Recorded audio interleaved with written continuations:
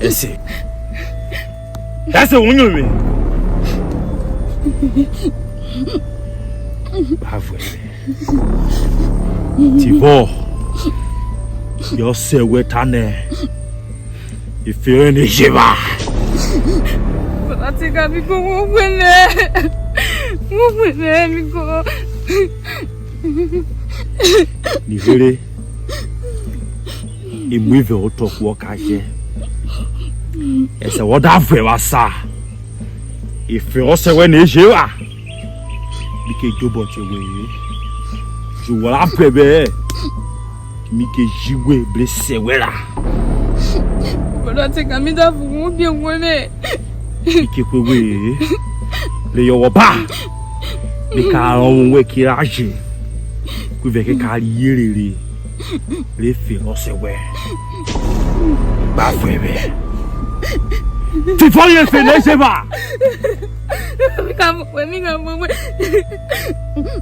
On se met dans mon coin, on va sauver toi. On est dit qu'on a voir. Moi, je suis qu'on a eu. On se voit dans ma. Ça me concerne. On voit bien en âge. Au côté vous au Québec. Uyoma.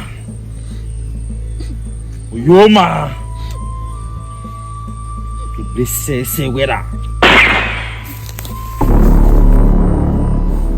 Merci. C'est un bralé. Oui. Oui. Hey! No! No! Hey!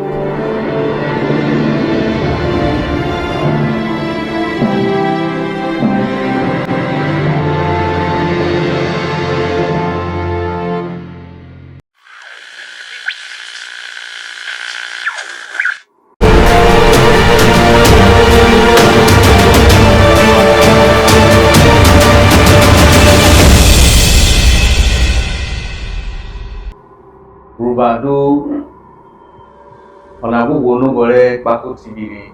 Uveta bonana ne komore ulugu apo my baba.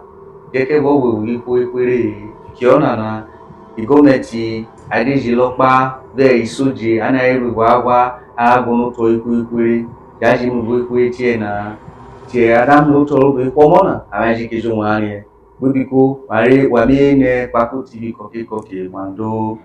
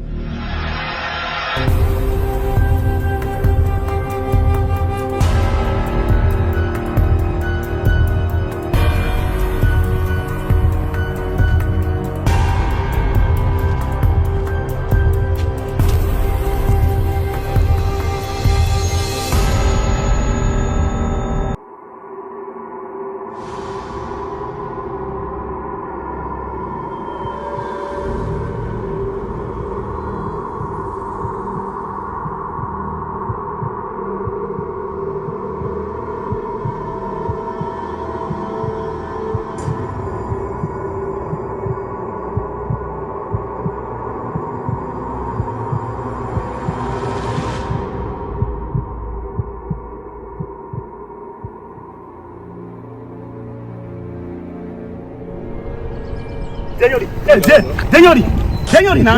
Comment Ma ono ruwe so bonu me. Ko so bonu me ma ruwe fo. Ma fo tata mo ruwe. Me do ruwe la sho ko so bonu me. Ah. Biko cha uko. Uko for me ka chagwe. Ma you kwewe. No, o me na. Asami de na ada sapo. Ko you no no me cha uko. Come on so bonu me. Ah, so bonu me na, so bonu me. Ah, so bonu me. So bonu me da ruwe la. Come on. So bonu me. Come on me. Ada ruwe. Ada me obi na me kuwe. So me da ruwe la so bonu me na. Me sa ba ku afford me.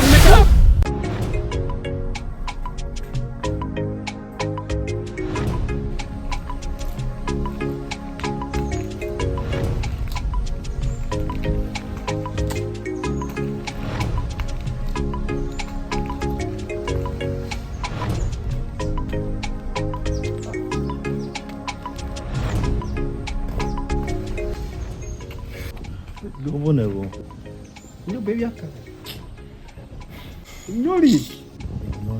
O mo fo for mi be lo so. Oyi iku yo. Ah. Biko. Wakari ewe oto. Onyona. Biko mama. Obevi ala kwa yo gene maro. O gene ho ngebi ona no kebi ana. Onyona. Biko yewe oto.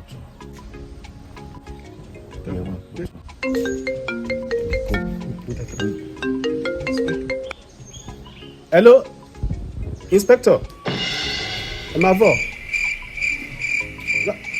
Were you on investigation? Call you Obawa Jitoko na were you investigation? Keep them there and wake up investigation. Any time it tana. In fact, no. In the local seven na. The local. Ana you investigation. Eh? Mudia. Ologu. Kaina ojo another be a vote Urhobo na. O die be local in my ale. Uwasa. Oda gono ku ko mo na mre. Uwasa ada shake ye. Ada fuero to ya fenini. Ko go bukasa. Wasa da gono tore ye. Imi no ku na ku ko me na yole. Wo ka mre. We dey with titi ene a group ayo na o ku ko mo na wo ka mre. E ko yo bi ni di lo pa ke yo bi ma wo ni go ke lo pa. Buki sai re vo na ipa yo vle. I do remove ovo. Biki broma. Dey here le ka bo. Hello? Hey, Inspector. Woman, we do pyro, we be investigation. Already me lost your money and very. I kid be check up. Yeah? What pyro over? When you Unyovo. Mi di bluma re. Be ka ve wo ko mo na. Unyo na. Tá no fala. Ka di go ba fa. Ka go no mu di. Do ta wa. We me se ni mo we. Creatina. Mi mo wa.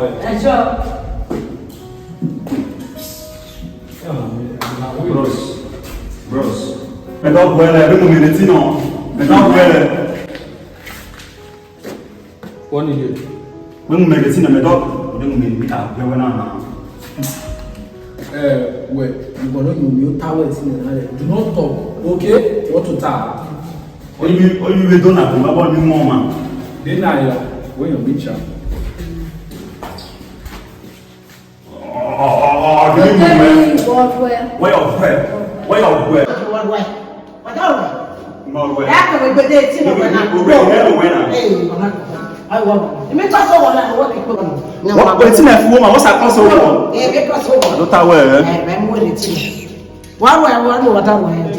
Hey, but then I see no one I know. Hey, you're back to hey, back to do ya. Do what? Come see the mirror. It's in the ah. Alright, yeah, I will go. No, what's the matter? Before one man, before you go Oshana. And work away to tap for the water. It's a minute. One man is Jenny Water. When before we all you my working my weapon I be here we get to shall I would want that we didn't come over. Be going to do offer well now be very good time. Anyone who that time when they talk anyhow, give them the injection. What's wrong with you? Are you mad? That's actually you go now. No, go school the mele copper. Oh, wait, copper. I don't tell well. One more word to. They never say that. Can't know for the work coming now. It is better now.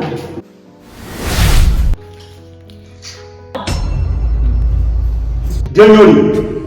Go over. We need to catch up now. We need to catch up. We can't just ask us to let you go.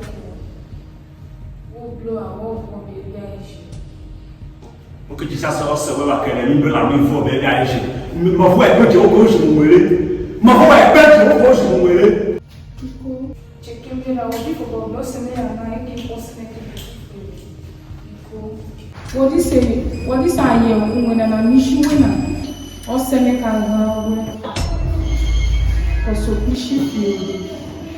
Or can walk a woman. Oh dear. When I say what happened? What happened? Oh, your man. Give me that one. I'm a promise of Valentina. It's in a me man and I went in. My promise of Valentina. Below lawyer. Okay, Valentina. Obowoke mama vi no sinamura mesu mu ogona nida odinya da aja mi na odi mi injection na yoto eribi chadi gono mu o duro injection na o se se nu woji won to show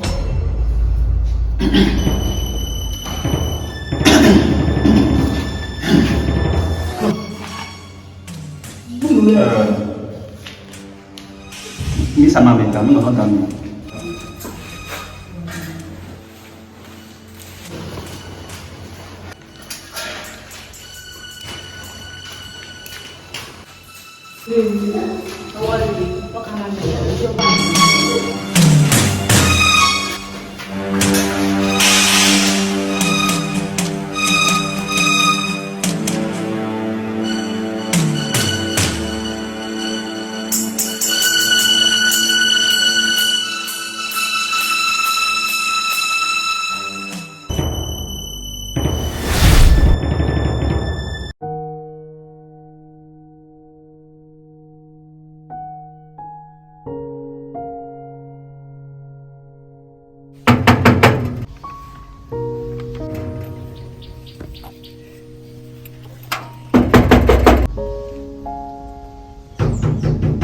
Yes. Nyari.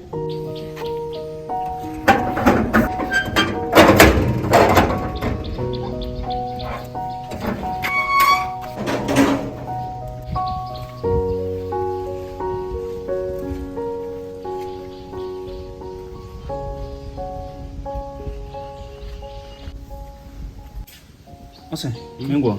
Bledo. Babo, oyoma. You go back when now. Mewe sene kopa ogenere mu. Kopa ogenere mu. Kogo ye onorogu apoguma.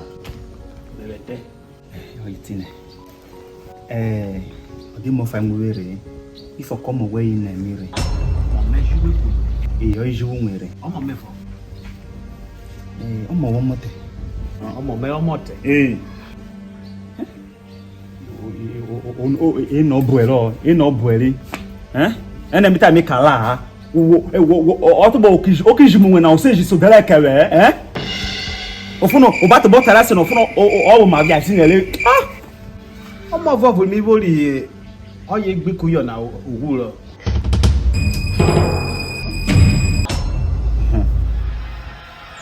Oreno rice na utivo de na wosa wo ma bia rice ovo wo ne na di no mo no beboti ne Who know what to take it?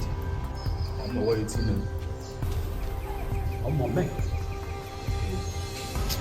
takose we Woni ni mi di totana o kese ni bo mi kata we mi ka vote na ko ka vo woni omo ye sese o se obukubuku mena o ejiwe re vote oni mi vo we tan oyomo we wo sine ese obukubuku we na Esse ne buku me. Wo voite nena. ese ti Você meni omo sha na ise otegana ekwere omo shale ikwewe Voilà pour gagner bla.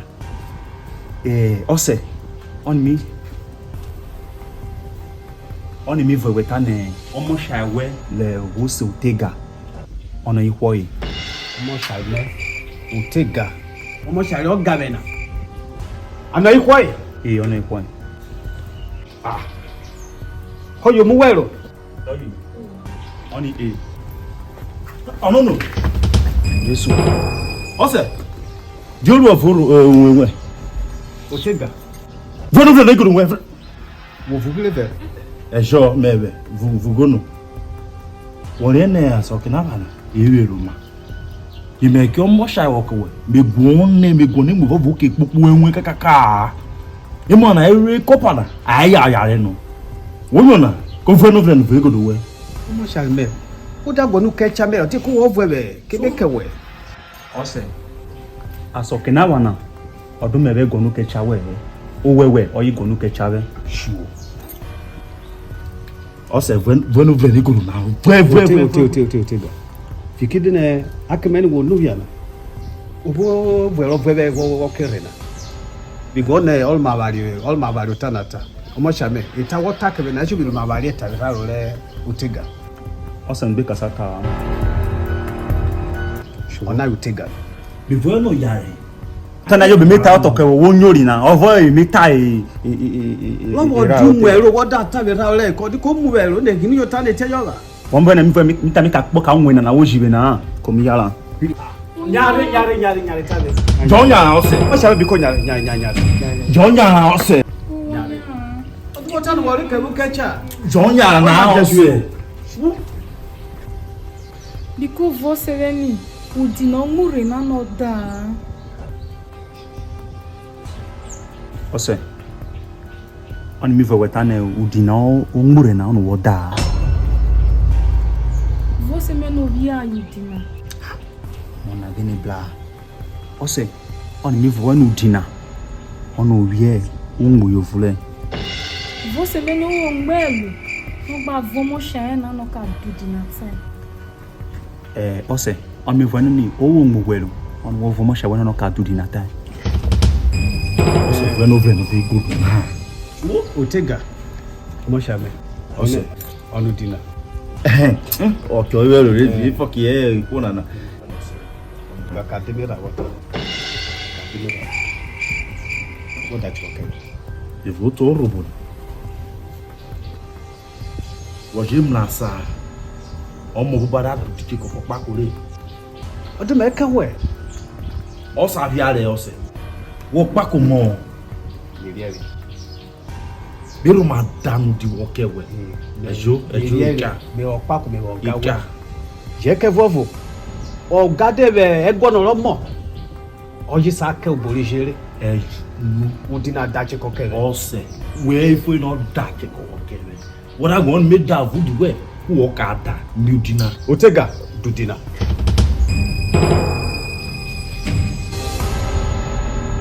Ose because pabe ta become you di we ose. Boke re na ese Urhobo Kpako. Utega Di we. Why working ni kwa mama? Onye bo me fo we na. Ese. Ubukubuku mena. Apa.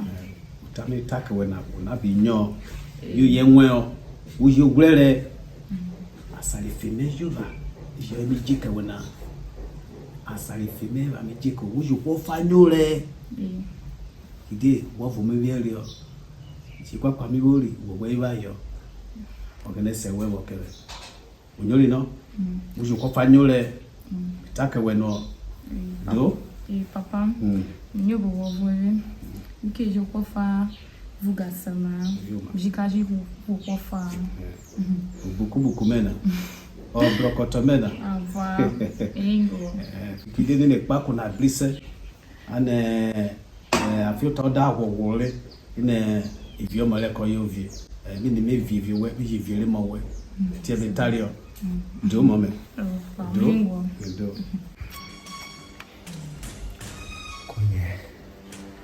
Samigele kishifitina.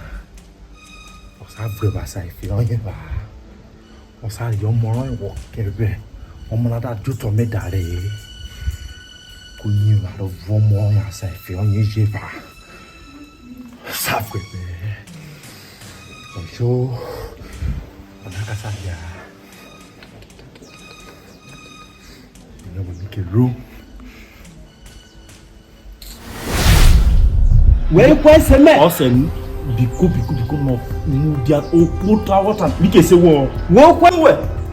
Where go biko na? Abe, o take am. Sonopa. Inspector. Je me shawere.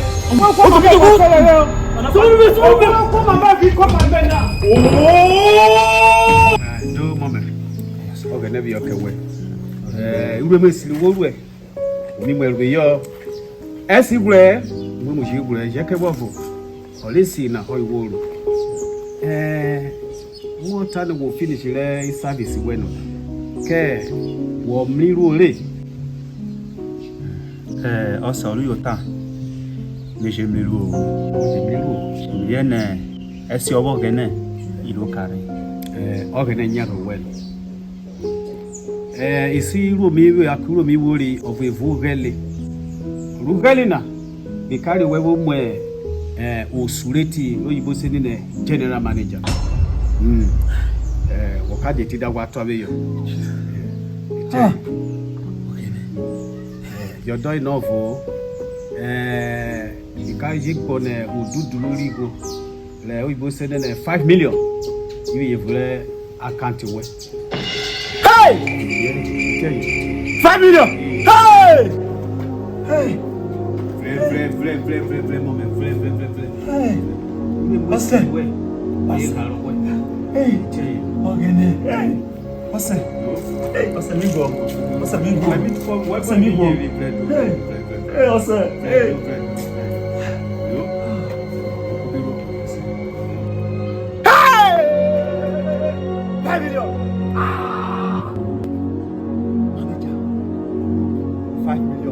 Ole, Mofo.